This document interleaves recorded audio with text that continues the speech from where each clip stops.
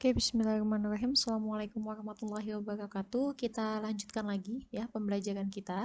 Tadi sudah kita bahas tentang bagaimana ketika garam yang berasal dari asam kuat dan basa kuat dan juga garam yang berasal dari asam kuat dan basa lemah ketika bereaksi dengan air, apakah mengalami hidrolisis atau tidak. Nah, sekarang kita lanjutkan ke jenis garam yang ketiga, yaitu garam yang berasal dari asam lemah dan basa kuat. Oke, jika dilarutkan ke dalam air, maka akan menghasilkan anion yang berasal dari asam lemah. Ya, contohnya adalah CH3COONA. CH3COO- ya, ketika terionisasi menjadi CH3COO- dan Na+. Nah, CH3COO-nya ini berasal dari CH3COOH. Ini adalah asam lemah. Nah, lalu kalau Na+-nya ini berasal dari NaOH. Ya, basa kuat ini.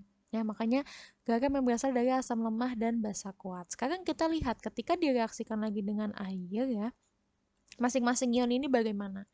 Nah, ternyata ketika direaksikan dengan air ya, Na+ tidak memiliki reaksi apa-apa, tidak bereaksi dengan air ya, tidak ada reaksi. Tapi kalau CH3COO- ya, ini bereaksi lagi membentuk asam lemahnya, membentuk CH3COOH. Ya, karena dari H2O ini H+ yang diambil, maka OH- lepas. Nah, apa efeknya ketika ada OH-? Ya, ketika ada OH- berarti larutan bersifat basa. Nah, makanya nih di sini ya, garam yang berasal dari asam lemah dan basa kuat sifatnya adalah basa nih, yang kuat yang menang. Kalau tadi asam kuat sama basa lemah itu sifatnya asam, sekarang garam yang berasal dari asam lemah dan basa kuat sifatnya basa. Berarti kesimpulannya adalah yang kuat yang menang untuk sifat. Ya, di sini kita lihat. Nah, karena hanya anion yang bereaksi dengan air, ya tadi hanya CH3COO- yang bereaksi dengan air, maka mengalami hidrolisis parsial atau hidrolisis anionnya aja. Jadi parsial tuh artinya sebagian. Kayak tadi juga hidrolisis kation disebutnya hidrolisis parsial ya. Parsial ini adalah sebagian. Ya, bisa juga disebut hidrolisis sebagian atau hidrolisis parsial. Nih, yang terhidrolisis adalah anionnya. Maka untuk menghitung pH larutan, nih rumusnya hati-hati jangan terbalik dengan yang tadi ya, yang sebelumnya. Kalau larutan sifatnya asam, ya berarti perhitungannya langsung konsentrasi H+. Tapi kalau sifatnya basa, nih ya, di sini kan larutannya tadi sifatnya basa nih, kalau kalian lupa nih kan, sifatnya kan basa kan larutannya itu. Nah, dia akan memiliki rumus pH-nya itu yang diketahui adalah konsentrasi OH-. Kenapa ada konsentrasi OH-? Karena tadi di reaksi pun yang ada yang dihasilkan adalah OH-nya. Ya, dengan rumus akar KW per Ka dikali konsentrasi amin atau konsentrasi asam. Ya, pOH-nya langsung seperti sebelumnya ya, sama rumusnya minus konsentrasi OH- dan pH-nya adalah 14 min pOH. Kenapa di sini pH sama dengan 14 min pOH? Karena di sini yang kita ketahui adalah pOH-nya dulu. Ya, baru kita bisa menentukan pH. Nih, di sini ya, KH itu ketetapan hidrolisis. Jadi tetapan hidrolisis itu KW per Ka atau KW per Kb. Tergantung mana yang lemah di sini. Lalu KW-nya tetapan ionisasi air ya. Kalau nggak dikasih tahu di dalam rumus atau di soal itu 10 pangkat min 14. Tapi kalau misalnya dengan konstanta kesetimbangan air di suhu tersebut misal 10 pangkat min 15, berarti yang dipakai 10 pangkat min 15, seperti itu aja. Kalau nggak diketahui kayak gitu berarti 10 pangkat min 14 yang dipakai. Nah, lalu ada nilai Ka, ini tetapan ionisasi asam lemah ya. Dan ada amin atau konsentrasi ion garam yang terhidrolisis. Nah, seperti ini nih caranya. Ini untuk menentukan hidrolisis parsial. Nah, itu tadi ya, hidrolisisnya parsial karena masih ada yang kuat. Nah, sedangkan yang sekarang kita bahas nih yang terakhir adalah garam dari asam lemah dan basa lemah. Ya, ini mengalami hidrolisis total sehingga larutannya bisa bersifat asam, basa, ataupun netral tergantung pada perbandingan kekuatan kation terhadap anion dalam bereaksi dengan air.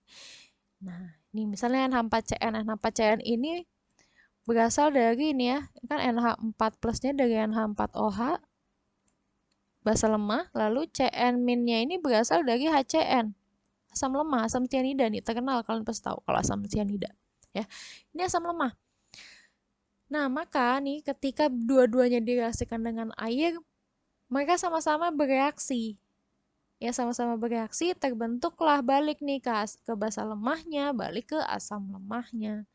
Gitu. Nah, maka pH larutannya itu dilihatnya dari apa? Dilihatnya dari mana yang lebih kuat, Ka atau Kb.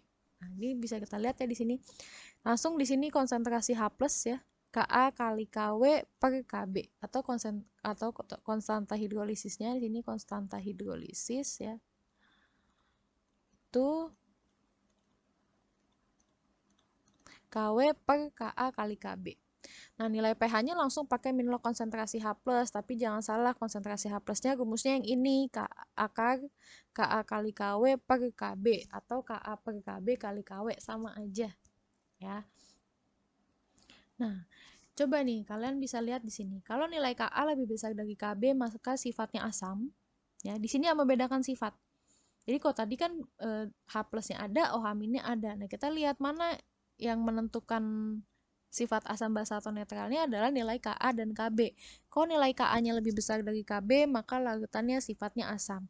Kalau nilai Ka-nya lebih kecil dari Kb atau nilai Kb lebih besar dari Ka, maka larutannya sifatnya basa. Ya, tapi kalau nilai Ka sama dengan Kb, maka larutannya sifatnya netral. Tuh, nanti berarti untuk menentukan, so kita balik sedikit ya.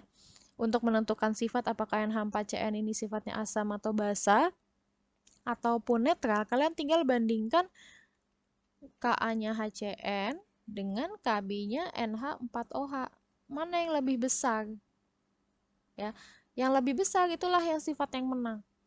Tapi kalau ternyata sama, ya berarti sifatnya netral. Seperti itu aja untuk menentukan pH-nya. Nah, ini di sini banyak konsentrasi, banyak rumus ya, banyak rumus konsentrasi H+ nih ya.